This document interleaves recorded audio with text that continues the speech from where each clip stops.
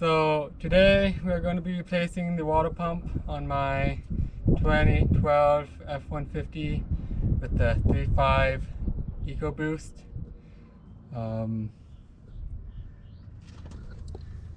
order to do so, we're going to have to take the air intake hose off. Let's try and get it to the front and then we'll go from there.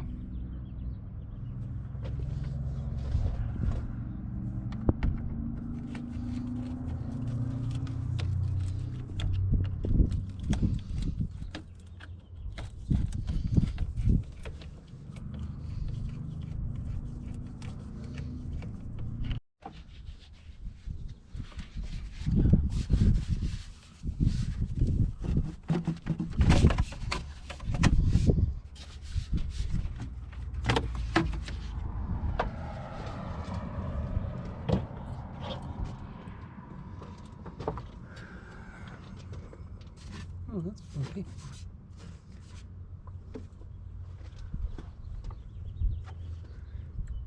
So that's the water pump, isn't it? No, it's down. It's that one right there. That pulley on it. It's that pulley right there.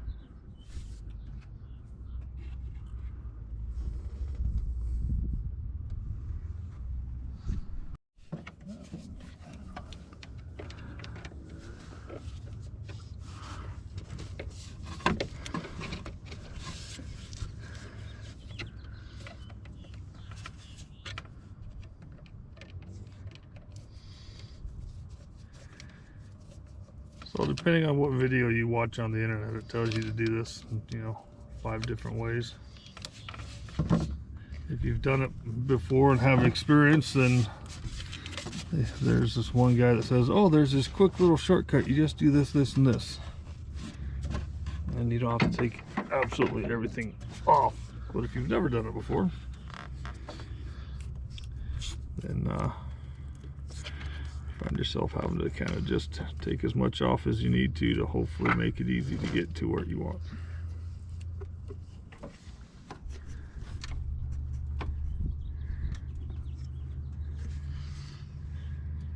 So we're going to replace the radiator hoses and the thermostat while we're at it.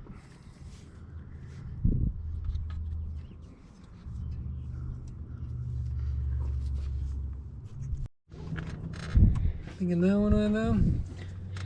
About to find out. Just do this and this and this, they say. Well, it's not quite as easy as that, and that. But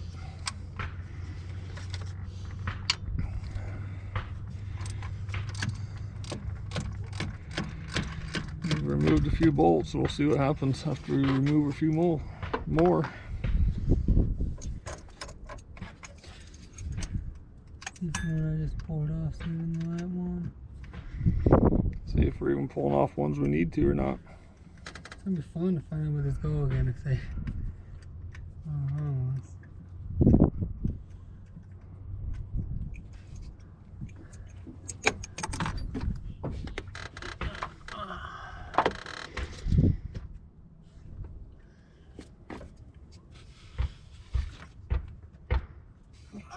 Anyway.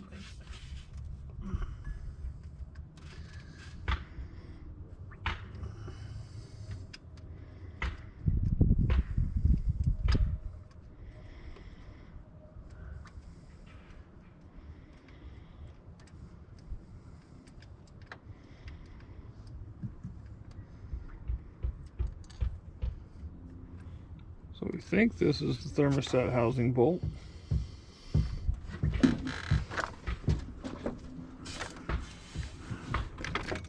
Oh, look at that. Was it? It's moving.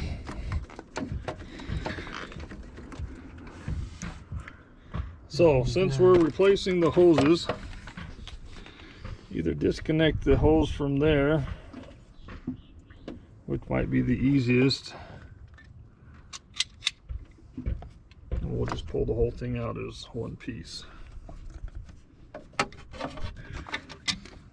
Or if you disconnect it from the radiator, then you also have to disconnect the two hoses that connect to it, which we gotta do sooner or later anyway. But well, I've got to disconnect all the way where they go into the block, which is gonna be a pain because you can't get them from the bottom.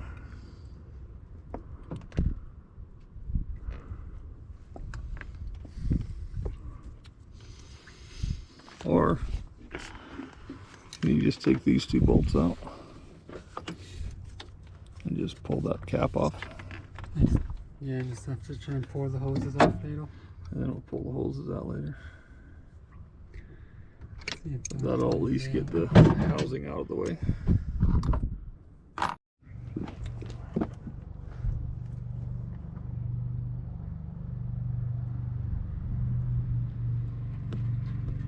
Alright, so we finally got it out after struggling. It's a tight space, but it came out. It's getting dark, so we're going to call it the day, and then tomorrow we will put it back in after we clean it all up. Alright, so the next morning we're back. We're going to start by disconnecting a couple of the radiator hoses we're replacing, and then seeing if we can't get in, clean the face of the engine so we can then put the new water pump on and get it back together.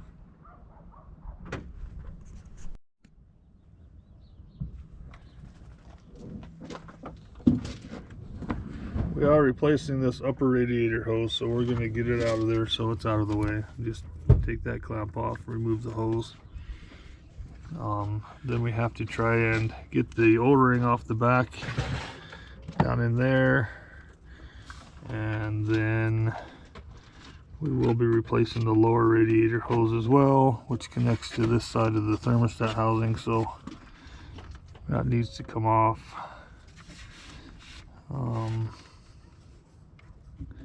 So little this, little that, and we will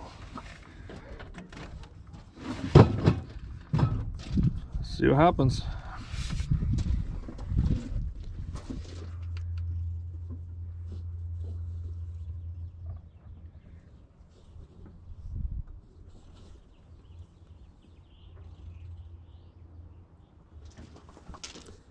So we've got it pulled apart as far as we're pulling it apart.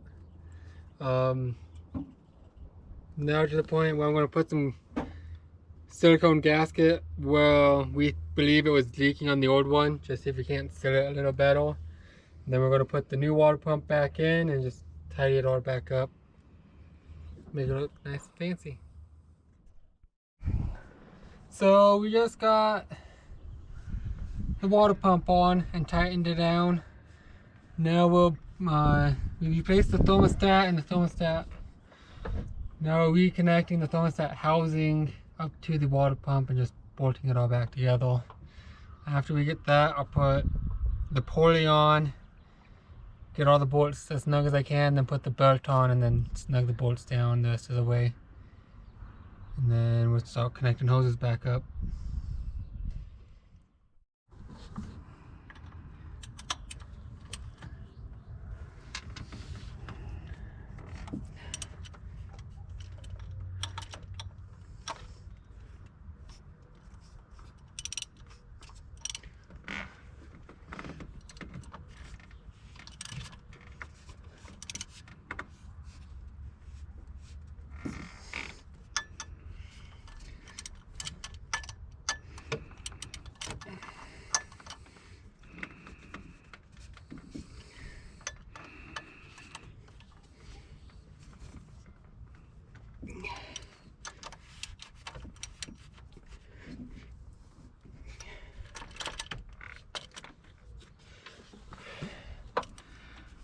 Alright, so we've got the pulley back on, water pump back on, and the thermostat housing all put back together. So we're now going to move on to just connecting all the hoses back up. I do need to replace a broken clamp, so we will get to that and replace it. Should be good to go. Alright, so we've got all the hoses connected back up for the turbo water coolant system. Close the drain on the radiator again so that when we fill it up it's not just gonna leak. In all the videos I watched, they never told you where the drain is, so it's on the passenger side right above the frame. So now we're going to fill it up, start it, and then make sure nothing leaks.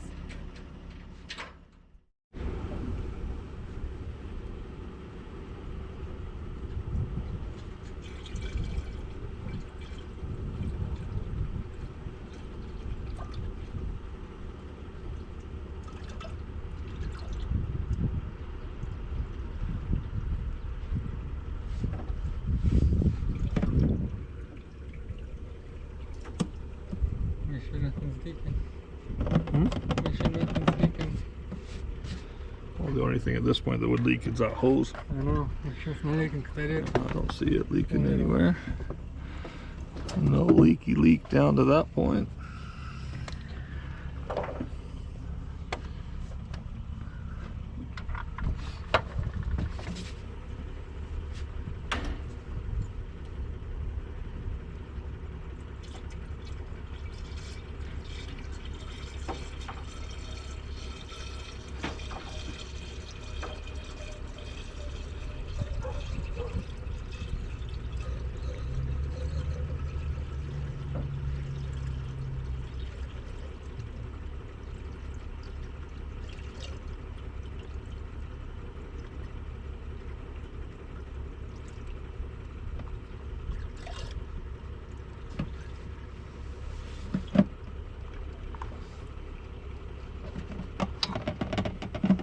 Oh crap, take it all back out. I didn't hit play. Yes, you did. Well, it's not staying in the reservoir. It's leaking into somewhere. Well, how many gallons does it take? Oh, this 6. thing probably takes like 6 or 8 or something because it's got the intercooler and it's Be got. in the reservoir. Huh? Well, eventually Yeah, it's got to be fill in the back up. reservoir. We only drained. Well, that's all we caught. Well, okay, but still, we didn't. But Isn't that how it usually is? he was probably pretty low too. Oh, green with yellow. Yeah. You see that hesitation? Dude. Comments on the internet are coming already. We mixed the Mountain Dew and the green apple. Regular on.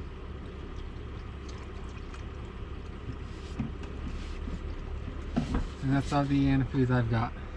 Well, that's up to the almost cold line, so I'd start it now.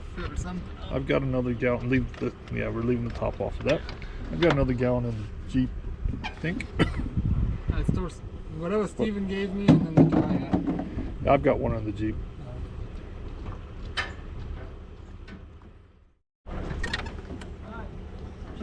Hello? Yep.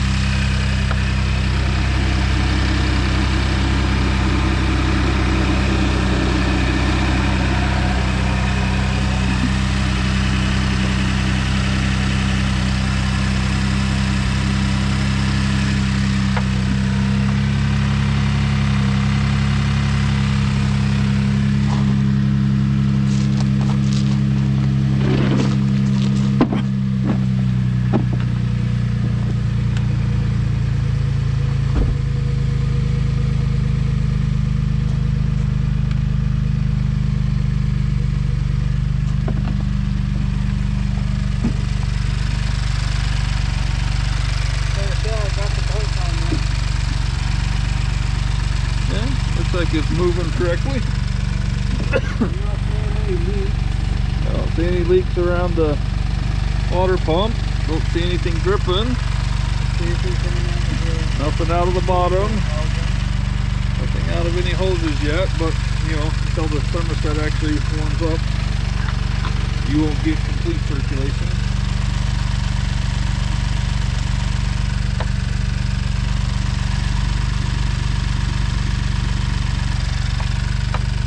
Well, at the moment, we just let it warm up.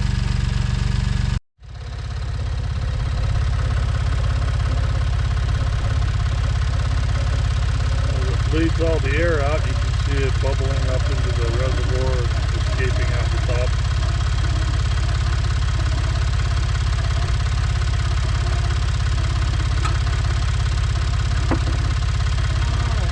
Just want to make sure you keep an eye on your temperature gauge inside.